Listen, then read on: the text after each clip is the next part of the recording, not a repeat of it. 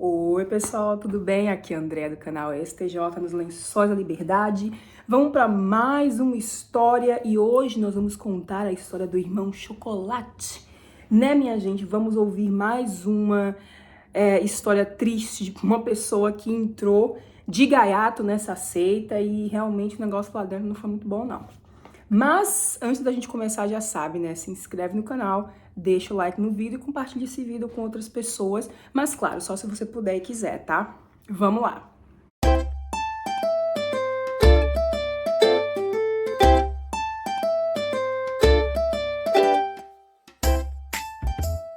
A história do irmão Chocolate nós lemos assim. Meu motivo para ter me tornado testemunha de Jeová foi ganhar uma identidade nova no mundo, para que outros tivessem uma referência a meu respeito, que fosse além das conhecidas como núcleo familiar errado, o meio onde eu fui criado, numa favela. É onde o irmão Chocolate, né, nasceu e se criou, e realmente a gente sabe que quanto menos acessos um bairro tem, mais vulneráveis são as pessoas que moram ali, né? Infelizmente, é uma questão social também. E claro, né? Quanto mais vulneráveis as pessoas estão, mais fáceis elas são suscetíveis a cair, né, numa seita. Me sentia muito feliz em ganhar uma nova família espiritual. Lembro até os dias de hoje, na minha primeira ida a uma reunião no Salão do Reino, o ancião me perguntava: como está sua família? E seu pai? E minha instrutora ficou meio embaraçada e disse de forma breve que era criado só pela minha mãe. Senti que o ancião ficou um pouco comovido. Ele tinha uma linda família e bem unida e organizada. Ele mandou eu procurar um texto bíblico quando chegasse em casa. Salmos 27:10. Exatamente o que eu fiz e entendi que ali seria um lugar seguro, com um pai literalmente para mim. O próprio Jeová me acolheu, eu pensei. Assim, passei a assistir às reuniões e congressos. No meu primeiro congresso, sob o sol quente dos 3 dias, tive hemorragia nasal. Sim, minha gente, porque o Brasil, né, geralmente tá, assim, geralmente é um país quente em boa parte do Brasil, mesmo durante o inverno você não tem, assim, esse frio todo. Mas quando tá no verão, gente, é um calor danado, entendeu? Eu lembro, agora não tem mais isso, mas eu lembro que antes tinham congressos, por exemplo, nos estádios, e era tudo aberto. Às vezes chovia, tava lá os irmãos com a sombrinha, ainda fazendo anotação e tal, e um sol danado de rachar o coco, mas tinha que estar lá, né? E aí o irmão Chocolate disse: eu tive hemorragia nasal. Minha mãe não gostava nada da organização, porque acreditava que eu não tinha saúde o suficiente para participar das atividades, como pregar sobre o Sou Forte, ir a congressos longos, e jogava minhas publicações no meio da rua. Mas minha instrutora disse que eu deveria perseverar, que um dia ela podia amar Jeová também e parar de se opor à minha nova fé. Então isso aqui é uma coisa bem interessante que eu sempre digo, pessoal: não ataque quem está estudando com as testemunhas de Jeová ou quem é testemunha de Jeová, porque tudo isso vai ser usado por eles, né, simplesmente para dizer: não, a gente vai ser perseguido mesmo, né? Continue firme e forte que Jeová vai te ajudar ou vai te recompensar, etc. Assim, perseverei e fui batizado em novembro de 2005, em um salão de assembleia. Incrivelmente, eu senti um leve arrependimento um dia após o batismo, sem saber explicar o porquê desse sentimento. Para abafar essa sensação estranha, eu intensifiquei minhas atividades cristãs, tirando cartas de pioneiro auxiliar e fazendo intensos estudos bíblicos. E imagina, né? O estudo bíblico das Testemunhas de Jeová é tudo baseado nas publicações e a pessoa fica imersa ali naquele negócio e quando vê, né, já tá cucu das ideias. Isso acontece com muita gente. Aí ele continua aqui. Eu carregava um sentimento de medo de deslizar moralmente. Logo após o batismo, tive muitas propostas imorais na escola, mas resisti. Ou seja, ele ainda estava na escola, tá? Ele ainda era um adolescente e já tinha se batizado. E olha que ele nem, como se diz, ele nem cresceu, na verdade, né? Ele se tornou testemunha de Jeová depois, se batizou ainda menor de idade, suposto, talvez ele tenha o que aqui, uns 15, 16 anos, ou talvez até menos, né? Tem gente que tá um pouco adiantado, mas enfim, ainda era uma pessoa menor para tomar um passo importante desse, né? Mas, enfim, a gente sabe como é que funciona lá dentro. E aí ele diz: logo após meu batismo, tive muitas propostas imorais na escola, mas desisti. Eu não pensava em um futuro profissional. Minha mente estava focada apenas no reino. Não fiz cursos técnicos, nem pensava em cursar faculdade. Continuei focado apenas nisso e recebia designações para ser leitor da revista Sentinela, e eram designações frequentes. Ouvi rumores que estavam pensando em me designar servo ministerial. Era o ano 2007. Cumpri essas tarefas com muita timidez e vergonha de estar traindo a Jeová, pois eu mantinha secretamente um hábito sujo, a masturbação, e sofria muito por dentro, por não conseguir parar com esse hábito, mesmo lendo o livro Jovens Perguntam, o volume antigo, aquele azul. Parece que toda vez que eu lia aquele livro, eu sentia mais desejo de me masturbar e de fornicar. Lembro de uma frase que li recentemente: aquilo que você foca se expande. E aí, gente, eu vou fazer uma ressalva, inclusive tem vídeo aqui no canal falando sobre o livro Jovens Perguntam, né? A capa do vídeo tá Os Jovens Perguntam, Respostas de Melda, porque o nome do livro é Os Jovens Perguntam, Respostas Práticas. E aquele livro é um verdadeiro show de horrores, né? Porque assim, dentro dessa organização, você não pode ter relações sexuais se você não estiver casado, você não pode nem mesmo se tocar. Então, imagina o ambiente que isso cria na pessoa, né? Não só homens, tá? Mulheres também sofrem com essa repressão sexual lá dentro, terrível. E quanto mais repressão sexual a pessoa tem, a única coisa que isso gera são mais distúrbios. O caso do irmão Chocolate aqui, você vê que ele queria ser, né, uma pessoa exemplar na congregação, queria fazer mais, mas ele tinha esse hábito, né, que dentro da organização é considerado impuro. Eu estudei naquele livro, tá? Meu pai fazia meu estudo, gente, era horrível, eu odiava quando meu pai fazia estudo naquele livro. Os Jovens Perguntam. Porque, nossa, assim, era um negócio cabuloso, tem umas imagens horrorosas ali, um negócio assim, essa culpa, né, de que você vai fornicar, é a culpa que eles colocam em você e diz, olha, se você fizer isso, você vai se sentir culpado.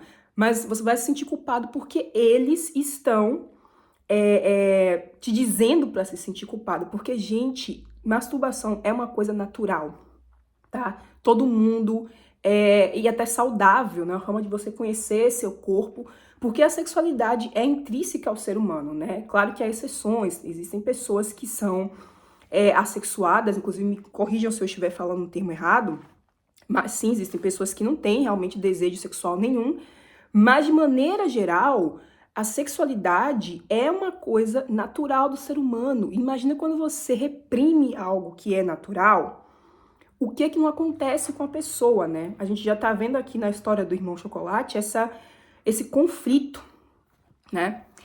Aí ele diz, talvez isso se explique. Eu tinha um defeito forte na personalidade, uma timidez absurda de subir no palco, olhar a assistência e fazer discursos. Não estava aguentando mais essa pressão. Assim, fui desanimando e pensando comigo, eu não consigo mais servir a Jeová, já que eu não me permito crescer aqui dentro devido à minha timidez e à minha consciência pesada por causa do meu pecado secreto da masturbação, tá? Assim, gente, desculpa, mas é que é tão absurdo. Você imagina um jovem, né, a pessoa tem uma pressão dessa por uma coisa que é totalmente natural, tá? A gente não tá falando aqui nem dele sair e né, encontrar com pessoas, nada disso. A gente tá falando de entre ele mesmo, nem isso você pode fazer lá dentro. Eu era muito ansioso e queria algum destaque. Achava as reuniões chatas, porque são mesmo, né, gente? Socorro. Mas ao mesmo tempo eu não conseguia crescer ali dentro porque era tímido demais. Assim, acreditava que não fazia sentido continuar servindo a Jeová se eu não me sentia à altura dos padrões da organização. Nem mesmo casar eu queria, porque também não me sentia à altura. Nunca tive coragem de confessar aos anciãos o meu pecado e nem de abandonar esse hábito, né? Então, isso aí só foi crescendo dentro dele, o conflito de uma coisa que você faz e que você não deveria estar fazendo, né, de acordo com as regras. Já com 17 anos, por volta de 2010, eu repeti de ano no colegial por causa de notas baixas. E aquilo me levou a uma depressão muito forte, pois não entendia como era possível que um servo de Jeová, que antes era um bom aluno, esforçado, já não tinha mais alegria para estudar, nem para servir a Jeová. Eu apenas caí em uma crise existencial profunda. Nessa época, eu nem pensava em trabalhar, pois como era deficiente físico e muito perfeccionista, eu achava na época que não havia espaço para mim no mercado de trabalho, que eu não saberia me adaptar para sobreviver. Eu nem tinha ouvido falar da lei de inclusão social para pessoas com deficiência. Cheguei à vida adulta com muito fraco senso, com um senso muito fraco de identidade, traumatizado, vendo o mundo pelas lentes das TJs, muito moralista, desconectado de mim, um inimigo de mim mesmo, perdido, muito obcecado pelo que eu havia aprendido ser o único lugar de salvação nesse mundo, e sem me abrir com as pessoas. Eu ainda era virgem, obcecado por pornografia e masturbação.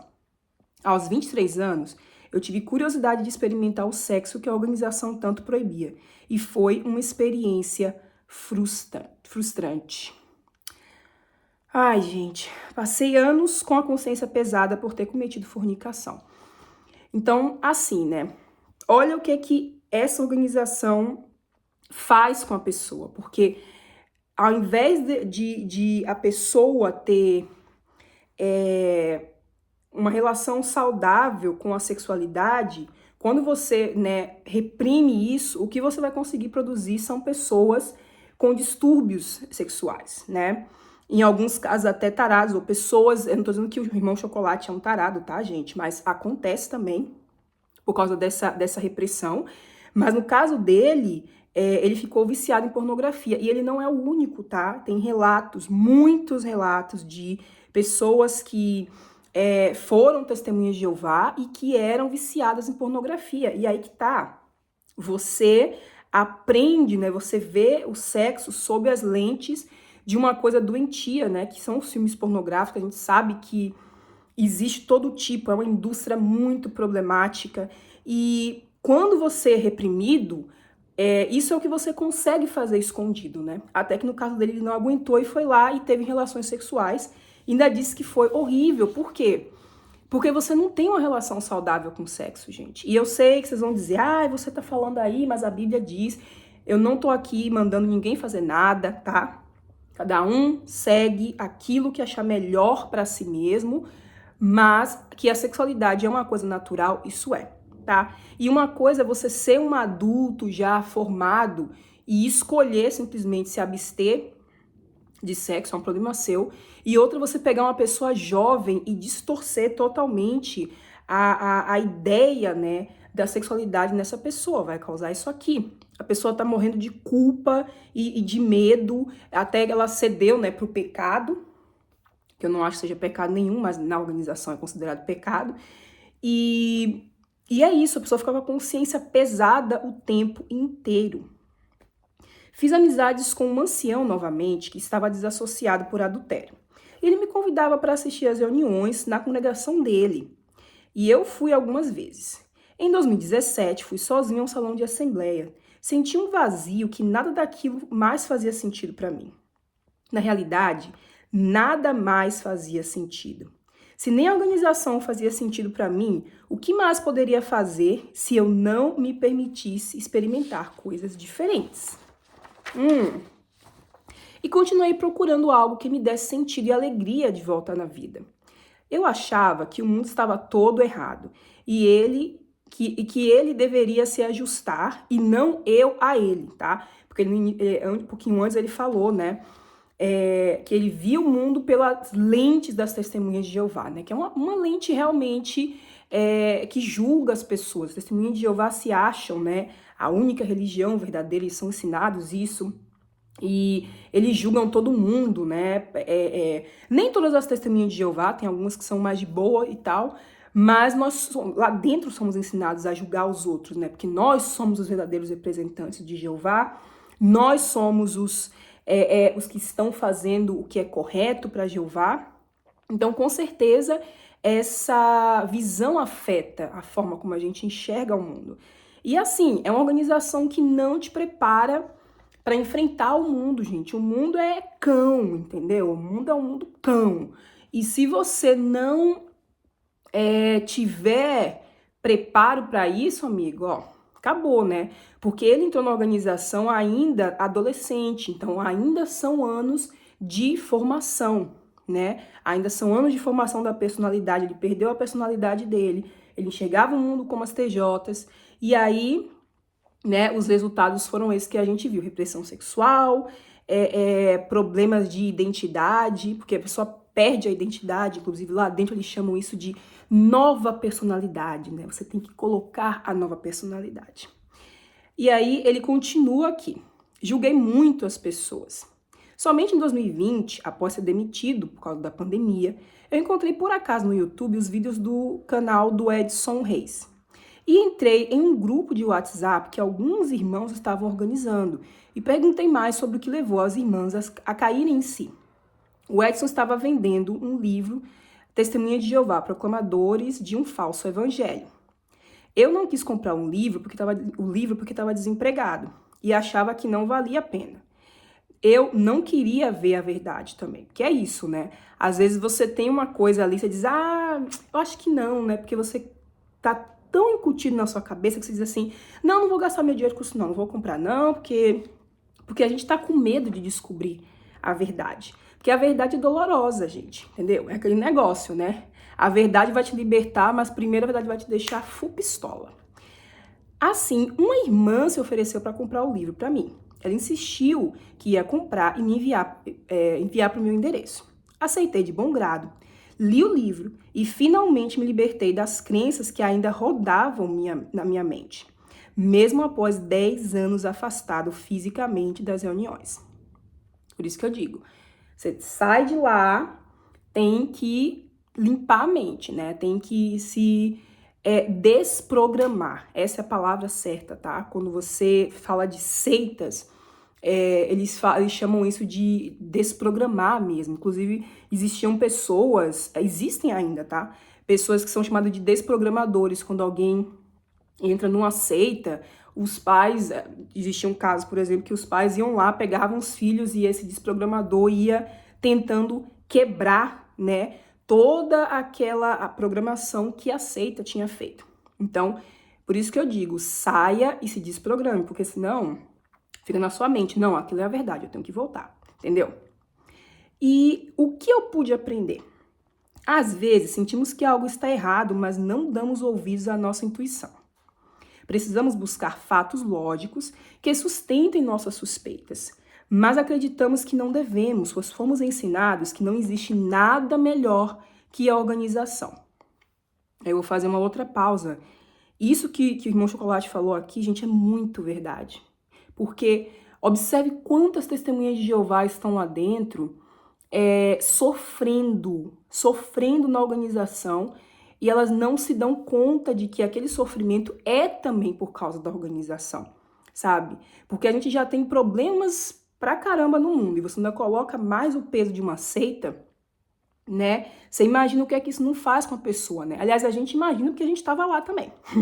Então a gente sabe como é que é, né? A gente sabe onde é que o calo aperta. E aí ele diz... mas acreditamos que não devemos, somos ensinados que não existe nada melhor que a organização.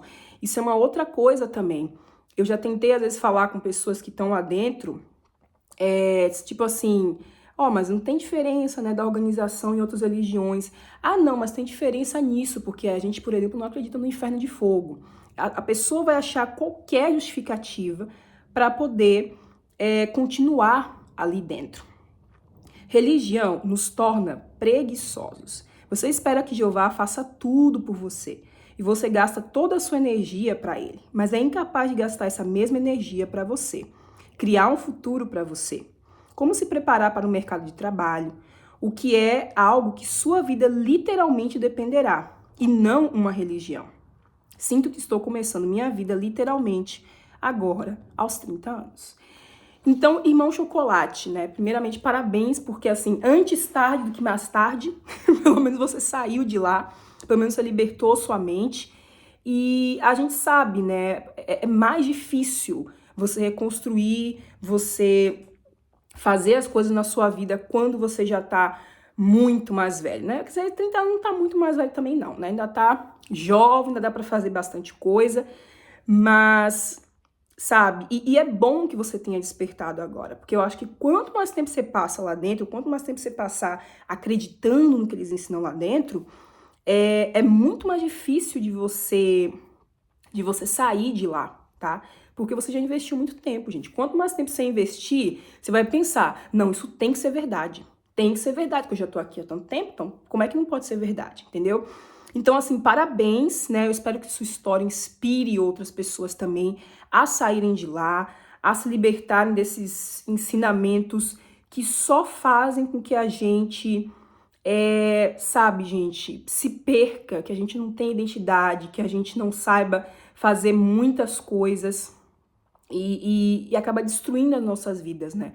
Porque essas coisas que ele falou aqui no final, por exemplo, tudo tem que ser para organização. A gente observa muito aqui nos reacts que eu faço, né, do broadcasting, por exemplo, eles sempre incentivam isso, né? Você tem que fazer para organização.